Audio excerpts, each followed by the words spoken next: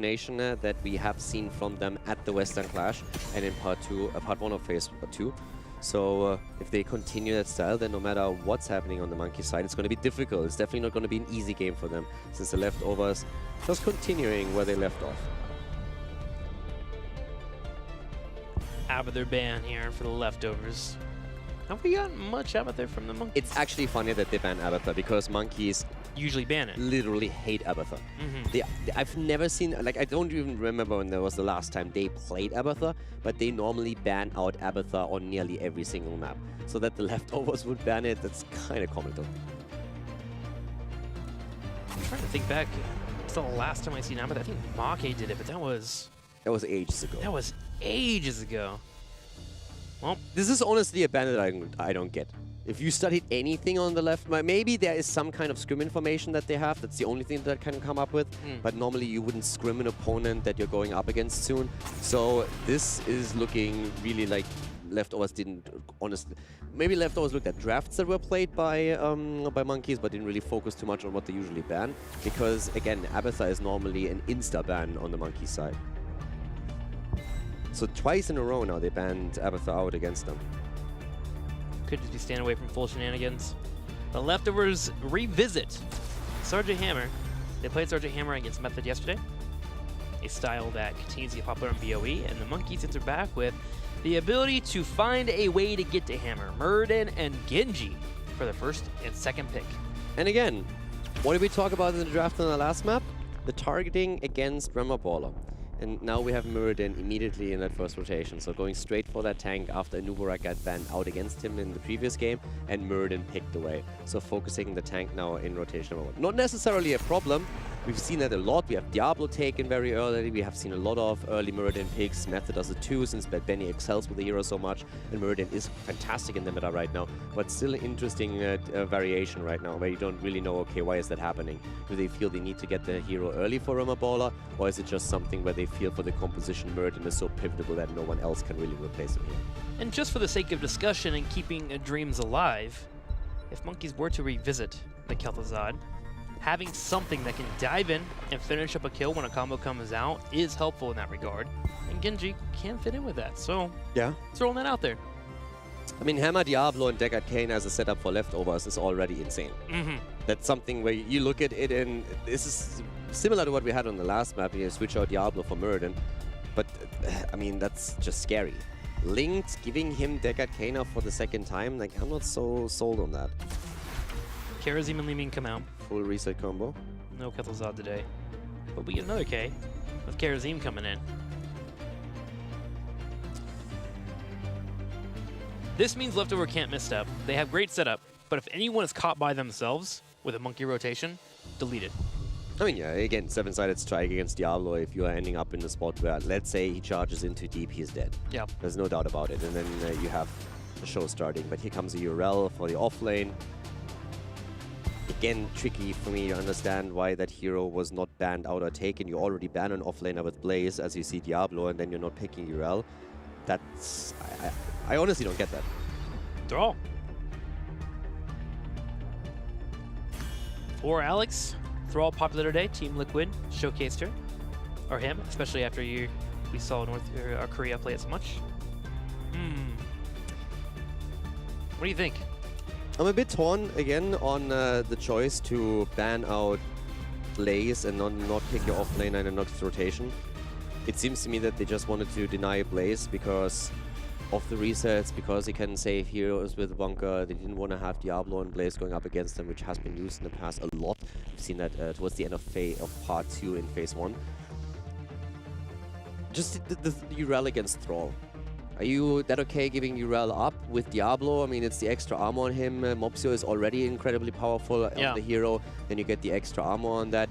Sometimes, it might sound silly, but sometimes literally within the draft, because we have how draft time has reduced, a drafter just simply forgets about a hero as a baller locked in. Again, I know that was a problem before it changed. You know? I honestly know that it sounds silly, but that happens more often than you would think, where you just, in the heat of the moment, forget about a certain hero that's still on the board and neglect it.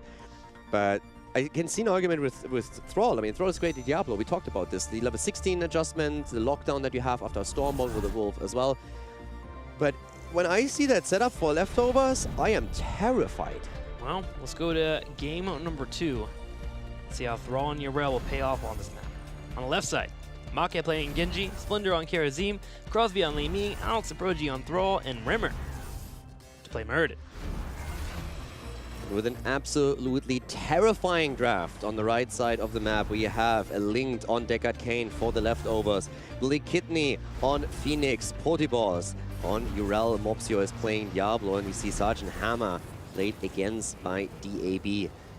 Massive amount of synergy here. Yrel providing the armor for an already hit point heavy Diablo. Deckard Cain, Link performing on this hero like no other these days. And we're having, of course, also the Lightning Breath synergy with the salvo that could come from Phoenix. And as if that wasn't already bad enough in that backline, DAB is just getting those auto attacks in with Sergeant Hammer. What I do like about Thrall and Yrel on this battleground is Thrall, all he wants to do in the lane phase is finish the Echo of the Elements. That's all he wants to do. That's his main priority. And then, of course, build towards level 7 for the Ancestral Wrath. But with it being BOE, you don't have as much of a laning phase. Yrel, she dominates the laning phase. We all know that. But if you can get Thrall, finish up that quest quickly, run down to the Immortal phase, that's when he can start to really be an effective team member, right? He's great in team fights if he's able to poke from afar. And, of course, provide the wolves, as you were mentioning. But, gosh, Potty Boss showing Alex Aproji why Yrel is so dominant in lane. Yeah, what I would like still Potiballs to do is like step onto the minions with low HP a little bit more to deny some of the stacks. That's so annoying. He had a chance to do that right there, and he kind of missed out on that a bit. Obviously, he's already doing fantastic on that lane. I mean, Yrel wins that setup here. Yeah. But that would be something where he could do even more. Splendor already put into a bit of a pickle here. Needs to jump out and does so. A rude attempt from Linked, not quite working out for him. Missing that seal slightly. Wouldn't really have led to anything, but still, pressure coming from Leftovers. Kidney stepping up. He's changing out those shields to put some damage on his opponents.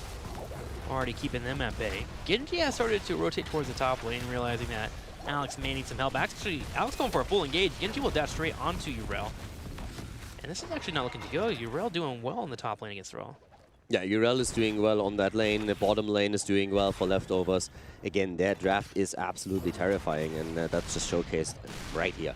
It's still super early in the game. I mean, we're not even on level 4 yet, but already we can definitely tell who's in the driver's seat here. It's definitely Leftovers. DAB staying nice and healthy. Link's got his back. Mopsio controlling the front line, working on his soul, sitting at 28 so far. Muradin, however, climbing on the Stormbolt, sitting at 6. Trying to finish that up to get that pierce and that cooldown reduction. Yeah, I'm talking about finishing quests. Alex is currently at 13 stacks, so again, ideally you want to have that completed by the time of the first objective. That's where that little interplay between the two solo laners really matters. Can Yrel slow it down enough to make sure that Alex doesn't get that second charge when it comes to objective number 1 and the Immortal Poke? Something we should discuss. We've been seeing a little less Calamity and more changes into the Q build here for leaving at level 7. I mean, we've seen it once in Europe. We have seen it a bit more on the North American side, but they go also into Glass Cannon, which I'm still questioning a little bit. Charge Blast taken on level 4. Your point, though, is a good one. You use it usually against Sergeant Hammer, and now we have that on DAB's side, so it might be something that Crosby's considering too, as he already changes into Charge Blast with a level 4 choice. Gotta make sure to connect those shots, but if you do, you will chip away your opponent, slice them down to lower health bars. Also Leftovers, they're like, wait, there's an Immortal on the map? Don't care about that. No, we like infrastructure. Let's kill that instead. Leftovers keeping Sergeant Hammer in the top lane with Deckard Cain. Rimmer comes over and lands the Stormbolt on top of Mopsio. Mopsio taking a bit of a beating, but he's able to flip over Karazim, who may have gone too far. Splendor trying to walk away, but Kidney, he drops down the lasers. And Mopsio, again, just destroying on Diablo, doing work here. He's the one that gets chased by 4, and he just turns around and is like, you guys think you can kill me? Boy, that's cute. Let's drop one of you. Eeny, meeny, miny, moo, I'm gonna kill Karazim. One of the greatest feelings of the Diablo. Retreating away, dropping down the Fire Stomp, being able to get the heals coming in towards you as well. And then you have your team to back you up and go for the counter engage. Always great whenever you have that happening. Yeah. The takedown after show. Yeah, go straight over to Leftovers. Also, Thrall about to finish his quest. A bit late again, but delayed, obviously, by the Yrel interaction at the top. Now, Alex oftentimes finishes that quest at 2:30 in the game already. This time we are at 4 minutes and 12 seconds, showing you pretty much how that solo lane went for him. Not really the Most exciting one. Immortal is actually won by Leftovers, but I have to give it to the Monkeys. They actually cut this a lot closer than expected, considering how far ahead the Leftovers were towards the halftime show. Don't underestimate that charge blast. And then you get Thrall working those auto attacks in. He hits in heavy fashion. Speaking of weird builds, I don't know if you noticed Genji's build. Look at this. Oh, good point. Not the Swift Strike build. Yeah, adjusting that and going now for... I mean, for the Shurikens, can chunk down people a little bit more heavily once he completes that. I'm also excited to see what happens around level 7 for a lot of these heroes. Li Ming being a really good example, as we talked about her quite a bit. So that's what we have to see here. Talking about aggression, you're having that push through the bot lane now. Urel is still at the top. And Alex is taking quite a bit of damage here. Urel is going straight for Thrall, but he has the level 7 now, so the Ancestral that's going to help him a lot. But Cody Boss is definitely doing work on that lane. Moments like that, when you're playing against Urel and she's diving you underneath your fort and she's still full health, it's just frustrating to deal with. Cody Boss in a 2v1 now, knocks back Murden, setting up for that next Avenging Wrath. Blakindi comes over to help out, and Alex Aproji will be the next target. Cody Boss, will he be able to get the slow here? Goes in with the Q, gets the auto attack, mobs it here too, and that's going to be a pickup. Yeah, and that's not the only one. Splendor is also going to fall here. Nice last hit by DAB. Dodges the Stormbolt as well. 1.5 level lead. Leftovers just absolutely destroying this map right now. Taking down the bottom fort with the Immortal and then focusing on the top lane right after. 3 kills against 0. And pretty much echoing what we have been talking about during the draft. It is a terrifying composition that Leftovers were able to field into game 2. 2 forts at 6 minutes. Leftovers will well be into level 10 when the Immortal phase finishes up. They'll have a 2-level lead on their opponents, and they'll be pushing down the lane with a Sergeant Hammer composition.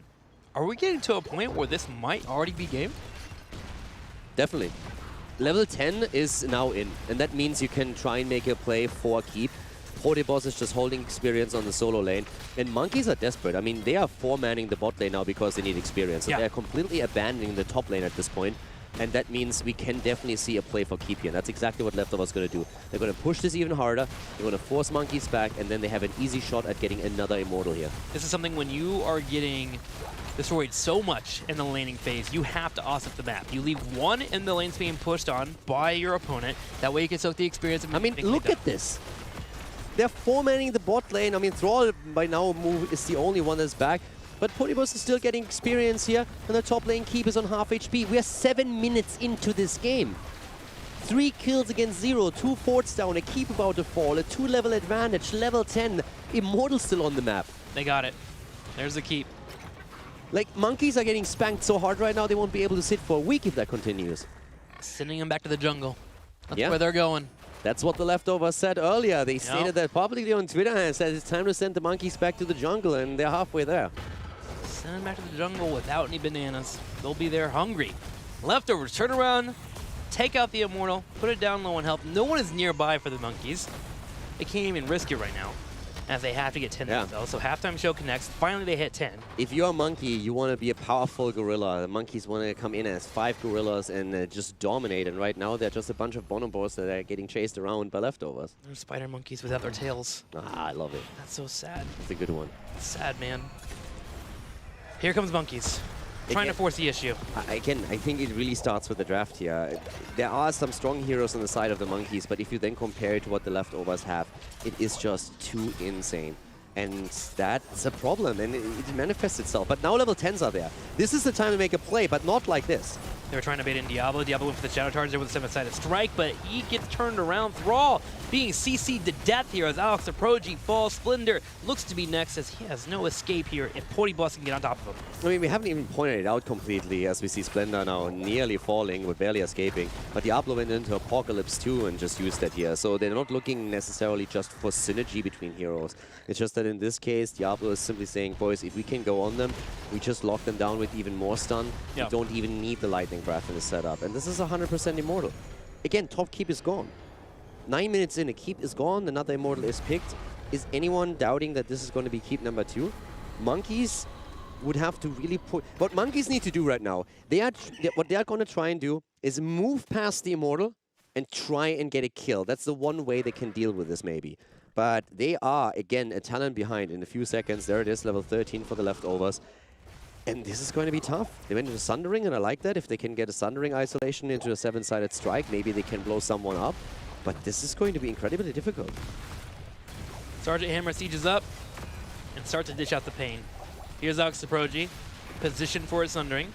Mopsio took away the Shaman in the back line, so waves are still going to continue to come in. The camp is not going to stop that.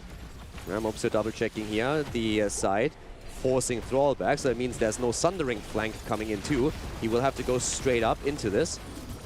Heat number 2 about to fall, and next could be core number 1. Salvo comes out, hits all 4 members. Polyboss steps up. The Auto Defender is still there, so Polyboss does not mind controlling that front line.